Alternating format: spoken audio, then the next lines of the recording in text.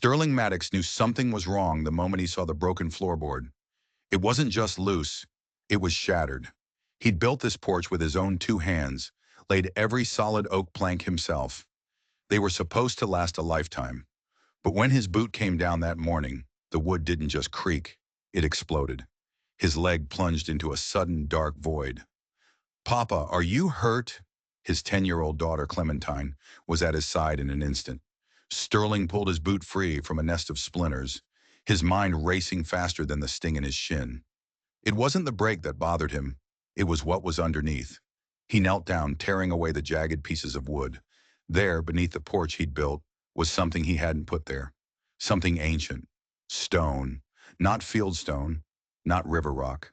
This was cut stone, fitted together in a perfect smooth archway, disappearing into the blackness under his house. The construction was old, far older than his farmhouse, older than any building in the county.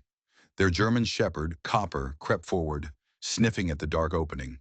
He let out a low whine, a sound of pure fear, and backed away, the hair on his spine standing up like a wire brush. "What is it, Papa?" Clementine's voice was a whisper. "Looks like a tunnel entrance," Sterling said, his own voice tight. He grabbed his lantern from the kitchen. The previous owner, old Marcus Webb, had sworn this land was virgin, untouched.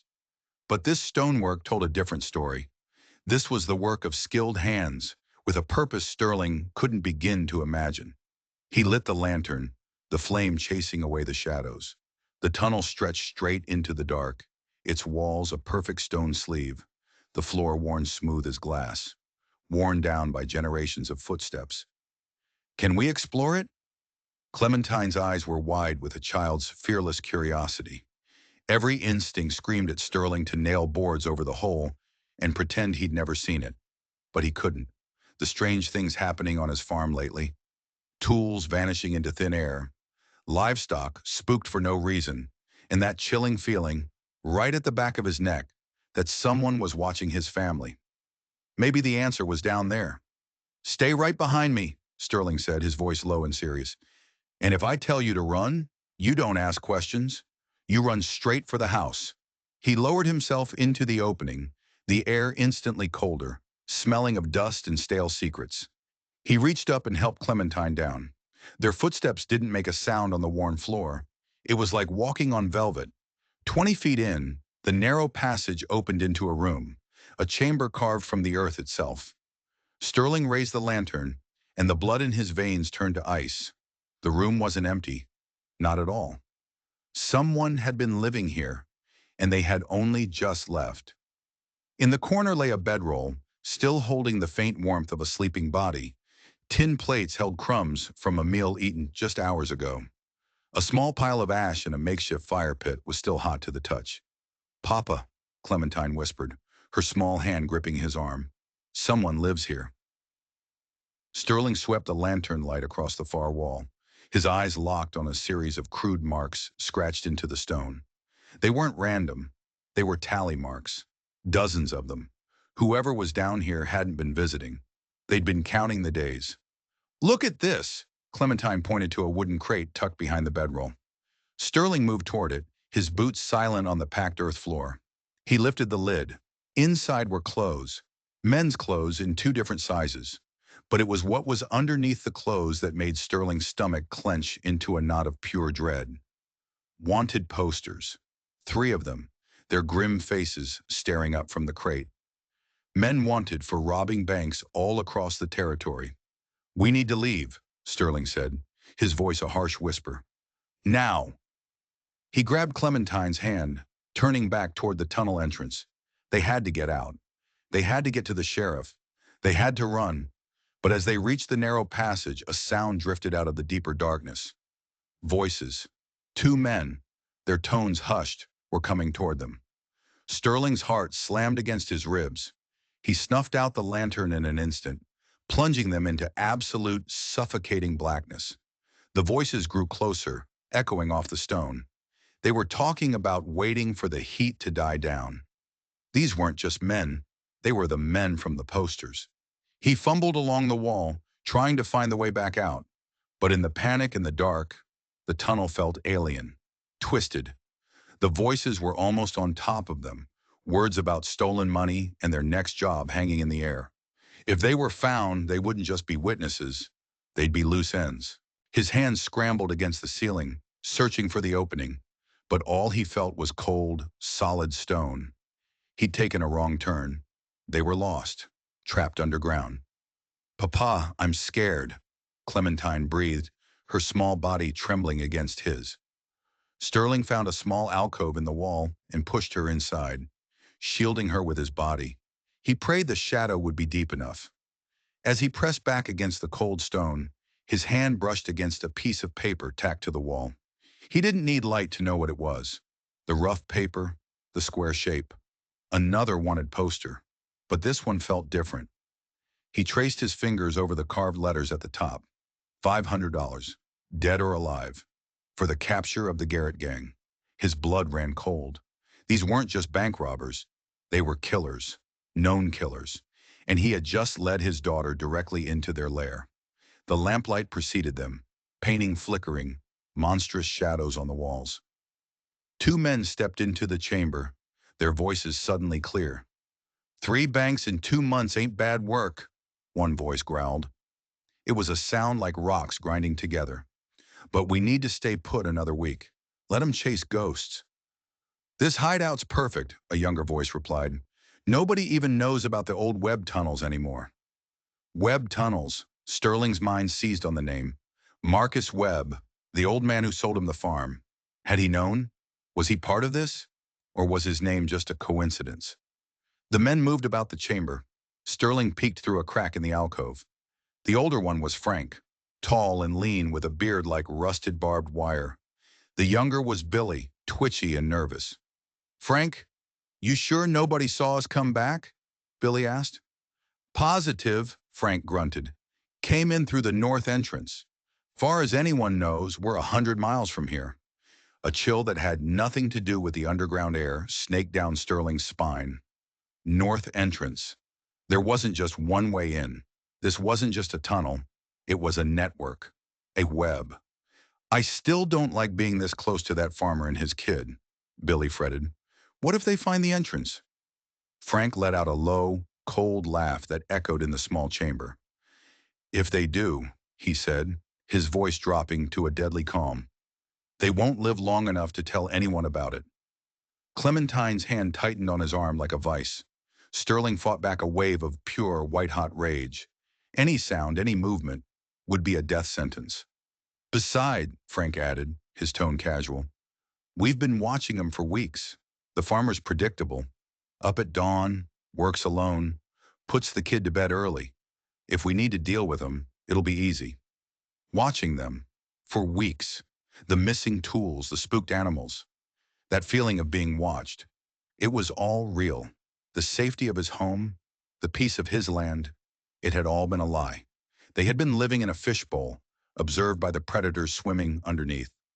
"Count out my share," Billy said, the greed in his voice sharp. As the rustle of paper money filled the chamber, Sterling's hands searched the walls of the alcove. He felt for any other opening, any way out. His fingers brushed against something carved into the stone. Handholds, leading straight up.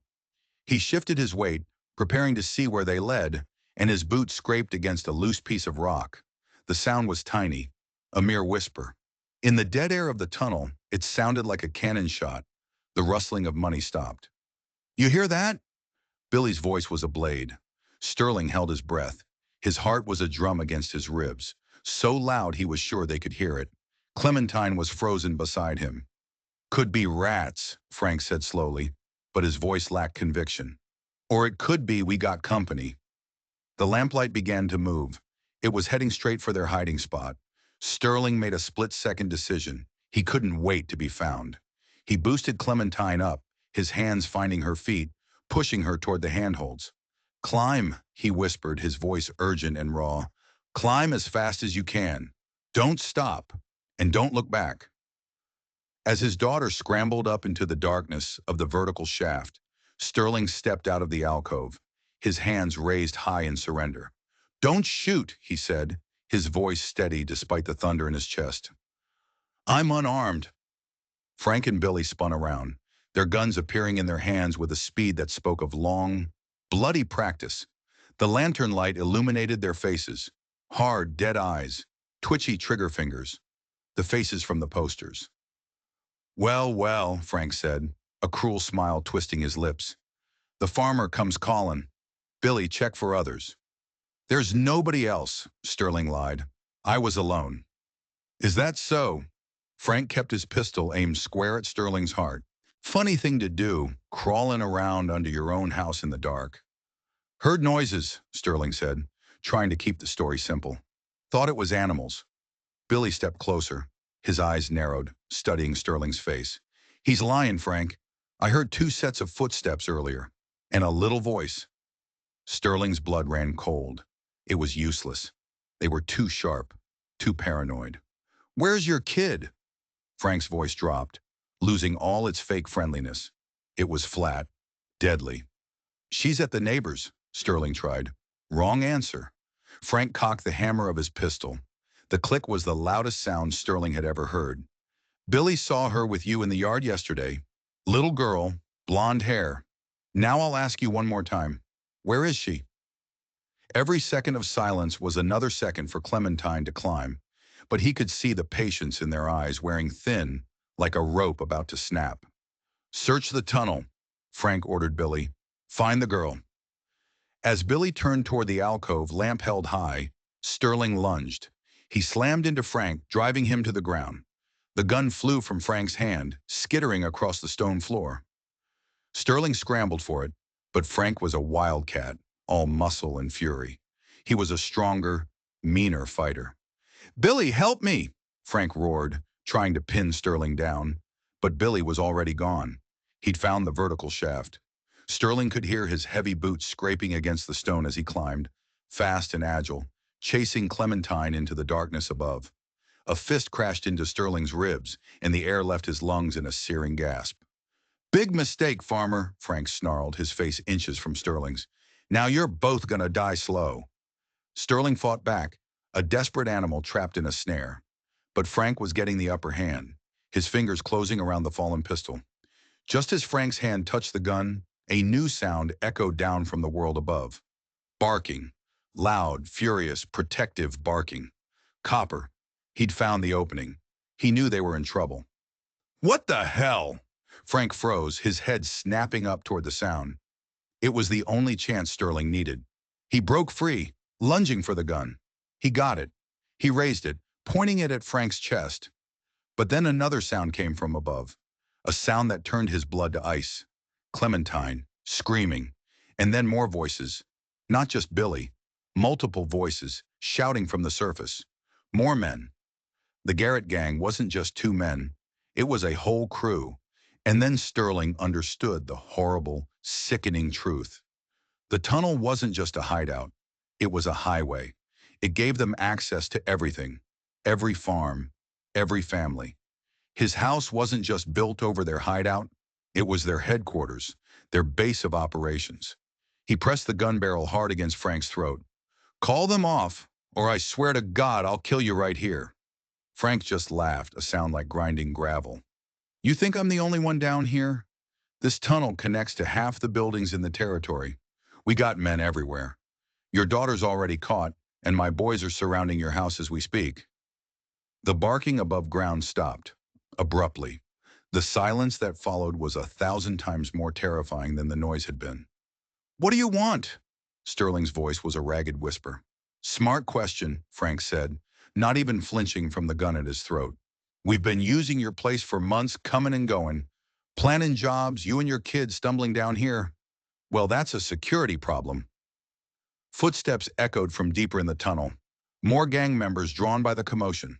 In moments, he'd be surrounded, outnumbered, outgunned.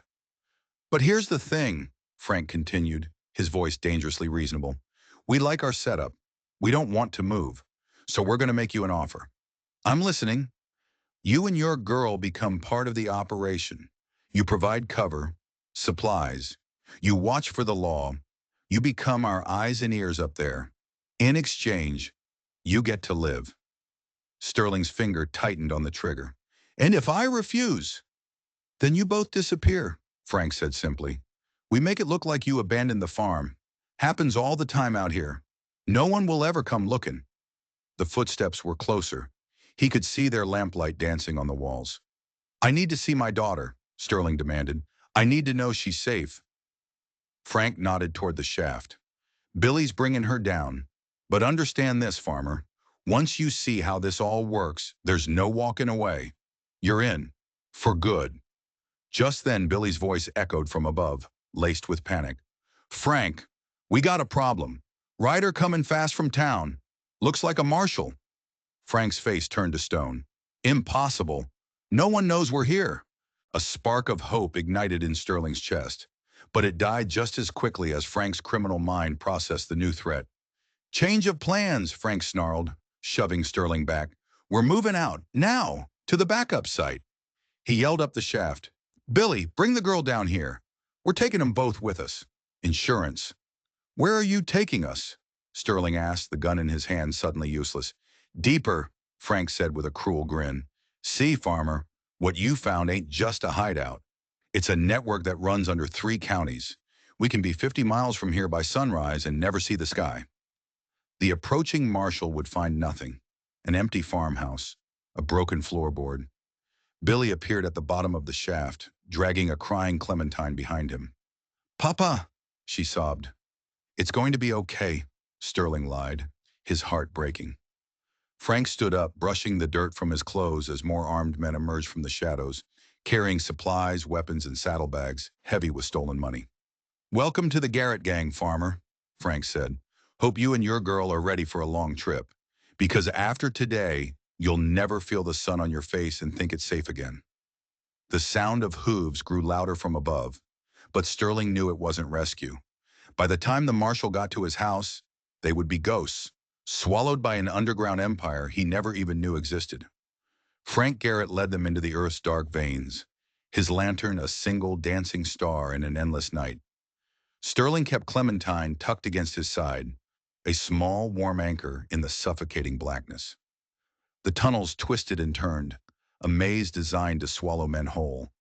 The gang moved with a quiet, unnerving confidence. This was their world. "How far does this go?" Sterling asked, his voice swallowed by the echoing silence. "Far enough," Frank grunted from the front of the line. "We got exits near 3 different towns, connections to old mine shafts, cave systems. A man could cross half the territory without ever seeing daylight." Behind them, Billy and 2 other men herded them along. Sterling counted at least 6 in their immediate group, all armed, all moving with the predatory grace of wolves. "Papa, where are they taking us?" Clementine whispered, her voice trembling. "I don't know, sweetheart, but we're going to be brave. We'll find a way home." Frank overheard and let out that cold, gravelly laugh. "Home? Farmer, you still don't get it. Your home is gone. That marshal's gonna find an empty house and a cold trail. In a week, he'll figure you just packed up and moved on. Happens all the time. People just vanish." They walked for what felt like an eternity. Some passages were raw earth, others were reinforced with timber and fitted stone. It was a hidden kingdom, built on stolen time and stolen money. Then the tunnel opened up. Sterling's breath caught in his throat. This wasn't a chamber, it was a cavern, a massive multi-level headquarters teeming with life. Oil lamps cast a steady, hellish glow over the scene. There were sleeping areas carved into the rock, a workshop filled with tools, storage rooms overflowing with crates, and men, at least a dozen more men, cleaning rifles, sorting loot, poring over maps. This wasn't a gang, it was an army. "Welcome to the real Fort Garrett," Frank said, his chest swelling with pride. "Been building this for 3 years, right under everyone's noses." The scale of it was staggering. It was a criminal enterprise of a scope Sterling couldn't have imagined. "The beauty of it," Frank went on, "is we can hit a bank 50 miles away and be back here before the posse even gets their boots on. They can't track what they can't see." Clementine buried her face in Sterling's side. The sight of so many hard-faced men was overwhelming. Sterling felt a wave of crushing despair. They hadn't just stumbled on a hideout.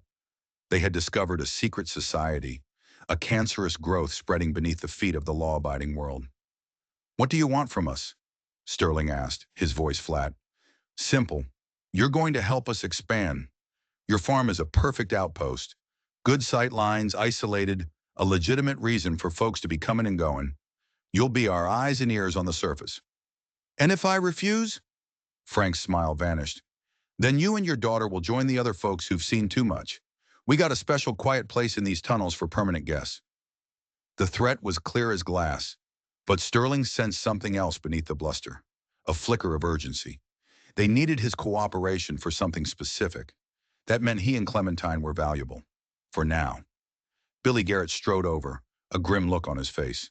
Frank, we got word from our man in town. The marshal found the broken floorboard. He's asking questions about the Maddox family. He ain't buying the moved on story. Any lingering hope in Sterling's heart died. The marshal was looking, but he was looking in all the wrong places. Perfect, Frank sneered. Saves us the trouble of staging a disappearance. Billy, take him to the holding pen. We'll figure out how to use him. Billy shoved them across the cavern toward a smaller chamber, its entrance barred by a heavy wooden door. Inside, Sterling was stunned to see they weren't alone. 3 other people sat on the dirt floor, their faces etched with the same despair he felt. An old man, a woman in her 30s, and a boy barely in his teens. More folks who saw too much? Sterling asked quietly. The old man looked up, his eyes hollow. Name's Henry Walsh. These tunnels, they run under my land too. Found them using my barn. Tried to tell the sheriff. He gestured to the woman and the boy. Next thing I knew, they had my family. The woman, Henry's daughter, looked up. That was 6 weeks ago. They make us send messages to town, pretend everything's normal. Anyone who gets suspicious just disappears. The true horror of the operation slammed into Sterling. They weren't just hiding. They were consuming, swallowing up land and lives, replacing them with a facade of normalcy while their underground empire grew. How many people know? Sterling asked. Too many, Henry sighed. But Frank keeps them in line with fear. You cooperate, your family lives. You resist. You join the ghosts buried deeper in these tunnels. Clementine clutched Sterling's shirt. Papa, are we going to die here? Before he could answer, Frank Garrett appeared at the bar door. That, Frank said, his voice cold, depends entirely on how useful you prove to be. See, we got a problem. That marshal is getting too close. We need to relocate our main operation, and that requires transportation, legitimate transportation. What kind? Sterling asked. Wagons, Frank said, his smile like a razor slash. Lots of them, the kind a simple farmer might use to move his family and his whole life to a new homestead. Sterling saw the plan then, in all its diabolical cleverness. They would use him, his face, his reputation as an honest man. He would be the sheep's clothing for a pack of wolves. I won't help you, Sterling said through gritted teeth. Oh, I think you will. Frank gestured toward Clementine, who flinched back. Because every wagon that gets through safe is another day your daughter gets to breathe. But if one load gets stopped, if one lawman gets too curious, well, accidents happen on the trail. The choice was no choice at all. Cooperate and pray for a chance to escape later, or refuse and watch his daughter die now. When do we start? Sterling asked, the words tasting like ash in his mouth. Tomorrow morning, Frank said. We'll send you back up to your farm. A few of my boys will be your hired hands. To the world, you'll just be a father and daughter who came home.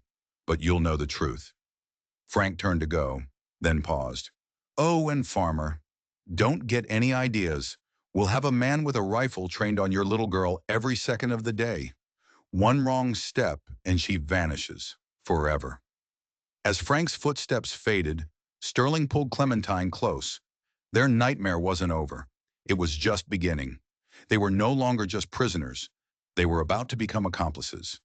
The next morning, they were led back through a different tunnel, one that surfaced in the dusty shadows of their own barn. 3 of Frank's men followed them out into the sunlight, their eyes constantly scanning, their hands never far from their guns. The farmhouse looked the same. The sun streamed through the kitchen window. But it was no longer a home. It was a stage, a prison. Remember, Billy Garrett warned, his voice a low growl. You're being watched. Every minute. One of my men will always have your daughter in his sights. Within the hour the wagons arrived, it was a chillingly efficient operation. They looked like any homesteader's wagons, filled with furniture, barrels, and farming supplies. But Sterling knew what was hidden beneath the canvas covers. Weapons, stolen money, and men. You'll drive the lead wagon, Frank instructed, climbing onto the seat beside Sterling, with Clementine placed between them. Anyone stops us, they see a family man moving to better land. You act natural, or the first bullet finds your kid. Crates that looked like they held tools were loaded into Sterling's wagon. They were heavy, too heavy. Where are we going? Sterling asked, his voice hollow. Abandoned mining camp, about 60 miles north, Frank said. Remote, defensible. Nobody's been there in years. As they prepared to pull out, Sterling saw a cloud of dust on the horizon. 3 riders, getting closer. It was Marshal Bradley and 2 deputies. Hope, sharp and painful, lanced through Sterling's chest. But Frank saw them too. A pistol barrel pressed hard and cold into Sterling's ribs. Act normal, farmer, Frank hissed. Your daughter's life is on the line. Smile. The marshal reined in his horse, his eyes full of suspicion. Sterling, thought you folks had vanished. Found your place all torn up yesterday. Just took Clementine to visit her aunt for a few days, Sterling said, the lie thick in his throat. He could feel Clementine trembling beside him. Decided to move on. Found a new spread up north. Better land. Bradley's gaze swept over the wagon train, over the hard-faced hired hands. His eyes lingered on Frank. Awful sudden decision, ain't it? The marshal said, his voice skeptical. Your neighbors were worried sick. Sweat trickled down Sterling's back. If Bradley decided to search the wagons, the shooting would start instantly. Clementine would be the first to die. Sometimes a man's got to move fast for his family's future, Sterling said, forcing a folksy tone. Good opportunity came up. The marshal's eyes didn't leave them. He knew something was wrong. He could feel it. The air was thick with unspoken violence. Mind if I take a look at what you're hauling? Bradley asked, his hand resting on the butt of his pistol. Frank's gun dug deeper into Sterling's side. This was it, the moment of truth. He could play along and doom himself, or he could make a move and doom his daughter. Of course, Marshal, Sterling heard himself say, but we're trying to make good time before the weather turns. Bradley dismounted, his boots crunching in the dirt as he walked toward the first wagon. Sterling's hands were slick on the reins. He watched the lawman approach the cargo of death and despair, knowing that one wrong move from anyone would unleash hell. The marshal lifted the canvas flap. Sterling held his breath. The gang had been clever, layering farming equipment and furniture over the hidden compartments. To a casual eye, it looked perfectly normal. Looks like you're taking everything you own, Bradley observed, letting the flap drop. Starting fresh, Sterling replied, feeling Frank's gun still grinding into his ribs. Sometimes a man needs a clean slate. Bradley moved to the next wagon, where Billy Garrett sat, trying to look like a simple farmhand. Sterling could see the coiled tension in Billy's shoulders. He was a rattlesnake ready to strike. The marshal looked in 2 more wagons, his search thorough but not invasive enough. He was looking for a missing family, not an arsenal on the move. Finally, he seemed satisfied. Well, Sterling, wish you luck, Bradley said, swinging back onto his horse. He paused. But I'll warn you, there's been talk of outlaw activity in the Northern Territories. Might want to be careful. Appreciate the warning, Marshal, Sterling said, his heart a leaden weight. As the lawmen rode away, becoming small specks in the distance, Sterling felt no relief, only a deeper, colder despair. He had passed the test. He was now officially part of the gang. Frank finally holstered his pistol. Smart choice, farmer. You just bought your daughter another day. The wagon train lurched forward, heading north. Every turn of the wheels took them further from the law, further from hope, deeper into the gang's world. Sterling memorized every rock, every tree, every bend in the trail, praying for a chance that he knew would never come. Clementine was silent beside him, the light gone from her eyes. Papa, she asked in a small, broken voice, are we really moving to a new home? Sterling looked at his daughter and felt his soul crack. How could he tell her their new home was a cage? "I don't know, sweetheart," he whispered, "but whatever happens, we face it together." That evening, they made camp by a creek. The gang moved with military precision, setting up a perimeter, tending to the horses. This wasn't a desperate flight. It was a strategic relocation. "Tomorrow we reach our new headquarters," Frank told Sterling by the fire, "and then the real work begins." He smiled that cold smile again. "We're not just moving, farmer. We're expanding, and we're going to need your knowledge of this territory." Sterling understood. His ordeal wasn't ending. He was being promoted from hostage to asset. He would be expected to help them thrive. As he held his sleeping daughter, Sterling looked into the fire and saw their future. A prison of rock and fear, where he would be forced to help build the very walls that held them captive. He was no longer just a victim. He was becoming one of them, one forced decision at a time. The next day's journey was brutal. The trails narrowed, winding through rugged, unforgiving country. Sterling guided the wagon, every bump and lurch a fresh wave of anxiety. An accident out here wouldn't be an accident. It would be an excuse. At the midday halt, as the men watered the horses, Sterling finally asked the question that had been eating at him. "What happened to my dog?" Frank Garrett didn't even look up from his horse's hoof. "The mutt?" Billy had to put him down, making too much noise. Rage, pure and blinding, flashed through Sterling. He saw Copper, loyal and brave, trying to protect them. He saw Billy's cold eyes, the casual cruelty. He forced the rage down. For Clementine. "Papa," she whispered, tears streaming down her dusty cheeks. "They killed Copper." "Hush now," Sterling said, his voice thick, pulling her into a fierce hug. He was a good, brave boy. He was protecting his family. Billy overheard and sauntered over, a smirk on his face. Stupid dog is what he was. Barking his head off. Gave him a chance to quiet down. He didn't take it. Sterling's hands clenched into fists at his sides. He wanted to leap at Billy, to feel his throat crumble in his hands. But he couldn't. He was powerless. The gang had taken his home, his freedom, and now, the life of his loyal companion. They controlled everything. As the sun began to set, the land opened into a desolate valley. In the center of it, like a collection of broken teeth, stood the remains of an old mining operation. Sterling's heart sank. It was a fortress, surrounded by steep, rocky hills, with only one narrow pass for entry. Invisible, indefensible. "Welcome to your new home," Frank announced with grim satisfaction. "No neighbors, no lawmen.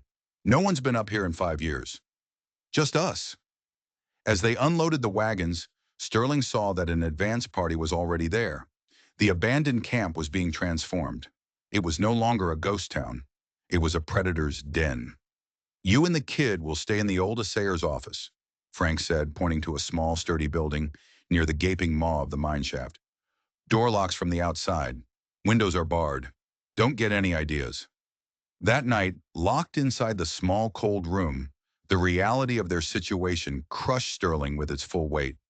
They were 60 miles from nowhere, surrounded by a private army of killers with no hope of rescue. "Papa, are we going to die here?" Clementine asked from the single cot they shared, her voice small in the darkness. Sterling looked out the barred window. He saw the silhouettes of armed guards patrolling the perimeter. He saw the glow of the gang's campfires. This was their world now. "No," he told her, his voice a low promise. "We're not. We're going to be smart. We're going to watch, and we're going to wait for our chance."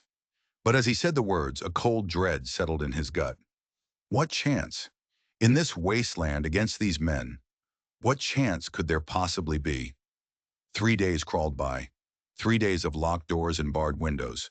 On the fourth day, a guard came for him. Frank Garrett wanted to see him. The main office had been turned into a command center. Maps covered the walls marked with targets. Ledgers stolen from banks were stacked on the desk. "Sit down, farmer," Frank said. "Time to discuss your future." Sterling remained standing. "What do you want?"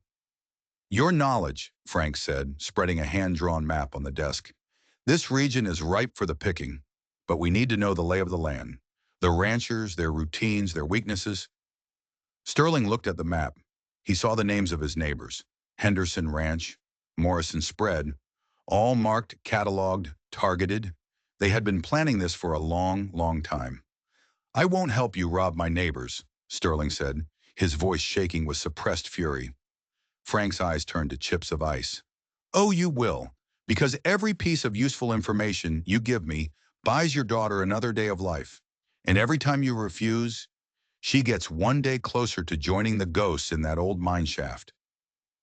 The threat was absolute, but beneath it, Sterling sensed it again. That faint whiff of desperation. "You're in trouble," Sterling said, the words coming out before he could stop them. "That Marshall, he's still looking for you. That's why you move so fast." Frank's face darkened. "Marshall Bradley is more persistent than I like. He's sniffing around those tunnels asking questions. We need to establish ourselves here, and fast, before he picks up our new trail." Sterling filed the information away. Bradley hadn't given up. There was still a spark of hope, a tiny one. "There's more," Frank continued, leaning forward. "Rival outfits, other gangs moving into the territory. It's becoming a competition. We need to claim this ground before someone else does." The situation was even worse than he imagined. They were trapped not just with one gang, but potentially in the middle of a war between several. "What do you want me to do?" Sterling asked. "Starting tomorrow, you ride with our scouting parties," Frank commanded. "You show us the best targets, the safest routes. You make yourself valuable, farmer, because the moment you stop being useful—" He didn't need to finish the sentence. That night, holding his sleeping daughter, Sterling made a decision. He couldn't fight them. He couldn't outrun them. But maybe he could poison them from the inside. It was a terrifying gamble. If he was caught, they would die horribly.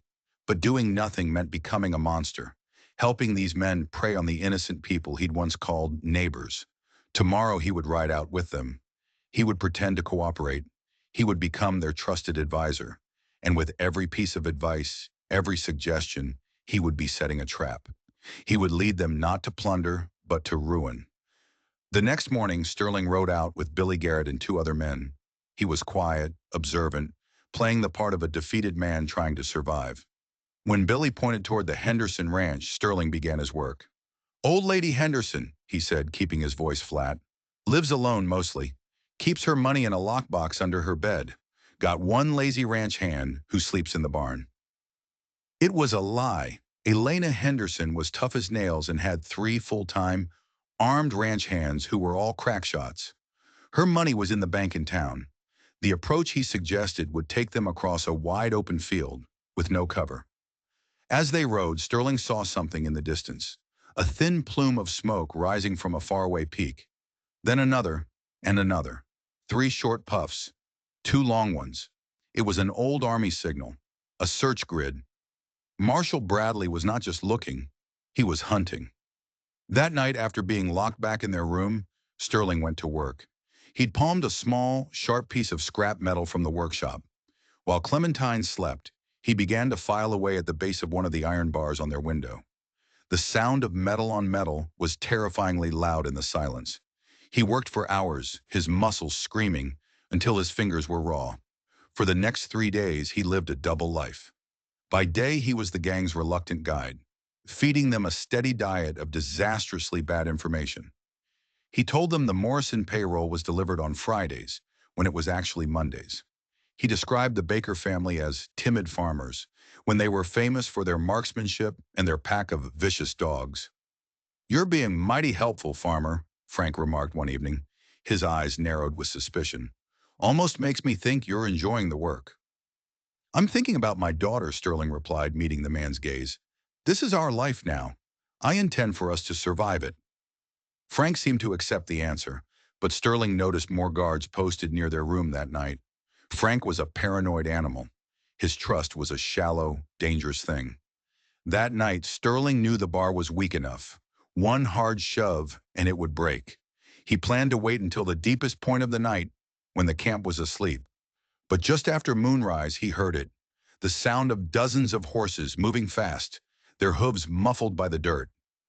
A sentry shouted a warning, then another. The camp exploded into a chaos of yelling men and barking guns. Marshal Bradley had found them. The world erupted in gunfire. Sterling threw himself on top of Clementine, shielding her as bullets ripped through the thin wooden walls of their prison. He dragged her under the heavy table just as the window shattered, spraying glass across the room. Outside, it was war. The Garrett gang, well armed and in a fortified position, returned fire with deadly discipline. But Marshal Bradley had them surrounded. He'd sealed the pass, cutting off their only escape route. Sterling heard Frank shouting, trying to rally his men for a retreat toward the mine entrance. He heard Billy Garrett yell that he was taking a group to the safe route on the East Ridge, the same route Sterling had told him was unguarded. A volley of rifle fire erupted from that ridge, followed by screams. Sterling's poison had worked. Billy and his men had run straight into an ambush. The battle turned. The gang's disciplined fire faltered. Sterling saw his chance. He slammed his shoulder against the weakened window bar. It groaned, bent, and then snapped. He pushed Clementine through the opening. "Run for the rocks and stay down." Just as they scrambled out, Marshal Bradley's voice boomed across the valley, powerful and clear. "Garrett, surrender now! There's no way out!" For a long moment, there was only the echo of his voice and the crackle of gunfire. Then from behind a supply wagon, Frank Garrett emerged, his hands held high. The few men he had left followed, throwing down their weapons in defeat. Near the mine entrance, Billy Garrett lay still, a casualty of the bad information he had so eagerly believed. "Marshal!" Sterling yelled, stepping out from behind the building, holding Clementine close. "Sterling Maddox! We're the hostages!" Bradley's weathered face was a mask of grim relief as he strode toward them. "Figured as much, Sterling. Your neighbor, Elena Henderson, told me you'd never abandon your land. Said if you were gone, someone had taken you." As Bradley's deputies rounded up the rest of the gang, they found Henry Walsh and his family, freeing them from the dark tunnels. Standing there amidst the smoke and the aftermath, Sterling felt like a different man. The farmer who had worried about a broken floorboard was gone forever. In his place was someone who understood that evil was real, that it could live right under your feet, and that protecting your family sometimes meant becoming as cunning and ruthless as the wolves at the door. "What happens now, Papa?" Clementine asked, her face buried in his chest. "Now," Sterling said, holding her tight, "now we go home." But he knew and she knew that home would never be the same. The world was bigger and darker than they had ever imagined. 3 weeks later, Sterling stood on his back porch. The hole was gone, filled with rock and sealed with concrete. But he knew the tunnels were still there, a dark scar beneath his land. Frank Garrett and his men had been tried and hanged. Justice, of a sort, had been done. But Sterling knew there were always more Franks, more gangs, more darkness waiting to seep through the cracks. He would never feel completely safe again, but that fear had forged him into something new, something harder, more vigilant. He watched Clementine playing in the yard, and he knew he was the man she needed him to be. A protector, a survivor, a father who had walked through hell and brought his daughter back with him. If you enjoyed this story, don't forget to subscribe for more tales of survival and justice from the Old West. And if you have a story about a close call or a mysterious discovery, share it in the comments below. We read every single one.